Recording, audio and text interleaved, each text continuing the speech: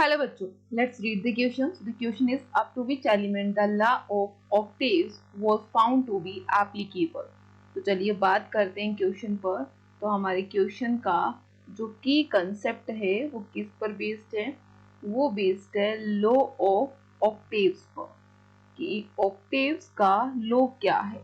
तो अगर हम बात करते हैं ऑक्टेव्स का लॉ, तो जिसके लिए हम क्या कह सकते हैं? Newlands law. न्यूलैंड्स ने लॉ दिया जिसे हम क्या बोलते हैं? लॉ ऑफ ऑक्टेव्स बोलते हैं। अब यही जो ऑक्टेव्स का लॉ है वो कहाँ वैलिड है, किस पे अप्लाई होता है?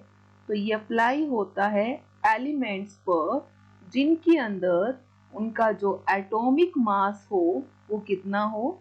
तो हम कहेंगे atomic mass up to 40 dalton हो। तो अगर 40 डाल्टन या उससे ज्यादा क्या हो, जो एटॉमिक मास हो, उसे हम क्या कहेंगे? वो आते हैं न्यूलैंड के लॉ ऑफ ऑक्टेव्स के अंदर, जहां हम बात करते हैं which comes up to calcium, जो किसके बाद आता है? कैल्शियम के बाद में आता है, क्योंकि कैल्शियम के बाद में सभी का जो एटॉमिक मास होगा वो ज्यादा होगा। तो हम क्या कहेंगे? आफ्टर कैल्शियम क्या देखने को मिलेगा? So after calcium every eighth जो एलिमेंट होगा, सो एवरी एट्थ एलिमेंट क्या करेगा?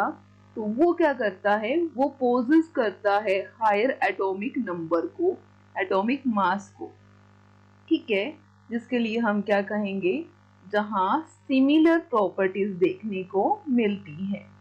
तो ये किस पर बेस था? ये बेस था एटॉमिक मास पर। तो एटॉमिक मास पर तो ये बेस था। अब बात करते हैं ऑप्शन फर्स्ट के अंदर। फर्स्ट में ऑक्सीजन का एटॉमिक मास कितना होगा? 16। तो ये तो रॉन्ग है। बी में गिवन है कैल्शियम, तो कैल्शियम का एटॉमिक मास 40 और अप टू 40 की कैटेगरी में कैल्शियम तो आता है। कोबाल्ट का एटॉमिक मास कम है। तो बात की जाए पोटेशियम, पोटेशियम 19, 38, तो ये भी कम है। तो हमारा जो राइट आंसर होगा वो होगा कैल्शियम।